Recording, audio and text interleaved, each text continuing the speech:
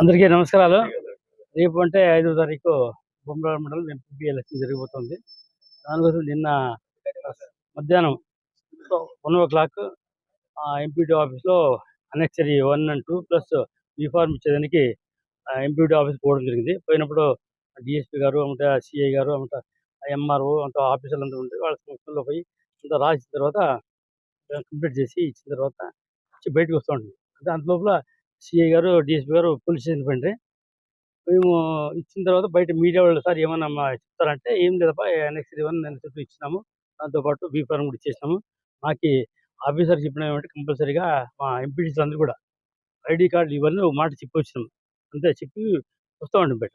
మేము బయటకు వస్తూ ఉంటే బయట నుంచి లోపల నుంచి వీళ్ళు టీడీపీ వాళ్ళు 15 మంది వరకు లీడర్లు లోపల వస్తూ ఉంటారు. మేము వాళ్ళ ఆఫీస్ లోపల పెట్టాను అనుకున్నాం, చూడలేదు వెనక్కి ఒకటి చూసిన తర్వాత ముందు పోతే కారు డోర్ తీసి నేను చూసుకున్నాను. వాళ్ళు ఎన్నికి ఒక 5 మంది ఉంటే మనం బసవరాజు, బసప్ప, లోకేష్ గౌడ, అంటే సూరి, వెంకటేష్ వాళ్ళందరినీ ఎన్నికి రవాణా కొడుతుండదు.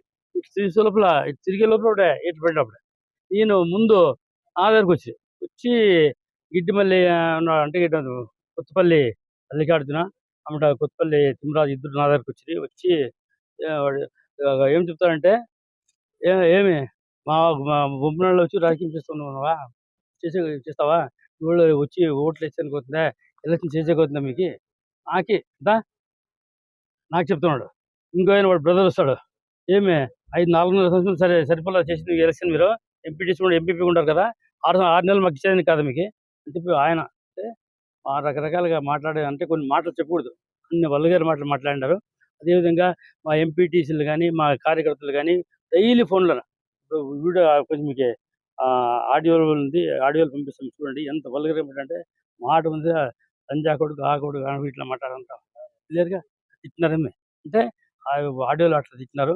ఈరోజు మార్నింగ్ కూడా మా ఎంపీటీసీ ఇంటి దగ్గర 20 మంది కూర్చున్నారు, ఎవరు టీడీపీ వాళ్ళు కూర్చున్నారు, బయటికి రాకుండా కూర్చోబెట్టారు. ఏమంటే మీరు పోకూడదని, మా ఇంటికి రావాలని రాజధాని వాళ్ళు వస్తూ ఉంటే అక్కడ పోకుండా నిలబెట్టారు.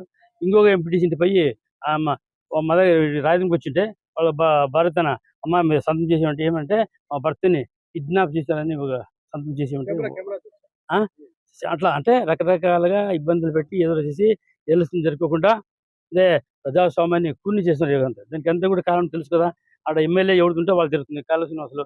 ఆయన కార్యకర్తలు ఏం చెప్తే ఎమ్మెల్యేకి చెడ్డ పేరు మంచి పేరు వచ్చినా చెడు పేరు వచ్చినా ఎమ్మెల్యేకి వస్తుంది. ఆయన ఏం చెప్తాడు, మెట్టుకొని రెడ్డి ఎన్నికంతా 50 జనం తీసుకుపోయినాడు గలాట్ చేసామని చెప్తాడు. మేము పోయిండేది 6 జనం. మా కార్లో నేను ఒకరు ఇంకో పక్కన ఇంకొకళ్ళ ముగ్గురు 5 మంది లోకల్గా ఒక 6 మంది, అంతగా 10 జనం లేదు. ఆడ పోయింటే ఆయన చెప్తున్నాడు 60 మంది పోయినారు, గుండాగిరి చేసినారు, ఆఫీసర్ని భయపడించారు అనుకుంటున్నారు. వాళ్ళు ఆఫీసర్లు ఉన్నారు, సేకండ్ ఇచ్చి నవ్వుకుంటా పోయినారు అంత. అంటే ప్రజాస్వామ్యాన్ని ఏదో విధంగా మాకు 16 మంది ఎంపీటీసీలు ఉంటే అందరూ మొత్తం 16 మందిలో 15 మంది ఎంపీటీసీలు వైఎస్ఆర్సీ వాళ్ళే. దాంట్లో ఒక్కరు మాత్రం ఇండిపెండెంట్ 16 మంది దాంట్లో వచ్చి 11 మంది మా దానికి ఫేవర్గా ఉంటారు, అదే ఉండరు ఆల్రెడీ. వాళ్ళ ఇంట్లోపై టార్చర్ పెడుతున్నారు. 11 మంది వాళ్ళకి ఉండేది 5 మంది.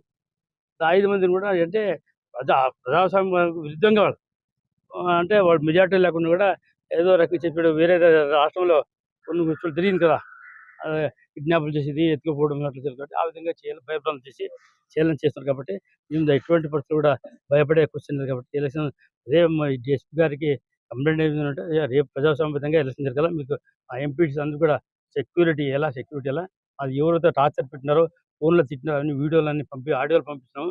ఆడియోలు చూసి వాళ్ళ పైన తగిన చర్యలు పెట్టుకోవాలా. నిన్న దాడికి భౌతిక దాడి కానీ దుర్భాషలు ఆడిన వాళ్ళందరూ కూడా కంప్లైంట్ పేర్లు ఇచ్చిన ఒకటి వాళ్ళ పైన అంటే ఎఫ్ఐఆర్ కేసు పెట్టి కఠినంగా శిక్షించాలని.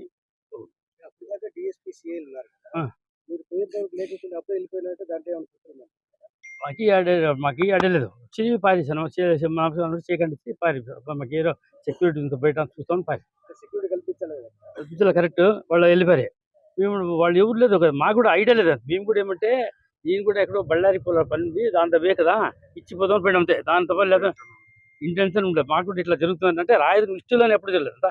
నేను 21 ఇయర్స్ నుంచి రాజకీయాలు ఉన్నాను, ఎమ్మెల్యేగా ఎమ్మెల్సీగా చైర్మన్ కూడా ఎప్పుడు కూడా ఇటువంటి పరిస్థితి రాలేదు. ఇట్లా జరుగుతుందని అన్ని జరిగిపోయింది. కాబట్టి దానికోసమని ఎస్పీ గారు కంప్లైంట్ ఇప్పించినట్టే వాళ్ళు ఎవరైతే నిందించారో ఎవరైతే కొట్టారో వాళ్ళందరూ కూడా కఠిన శిక్షించాలి.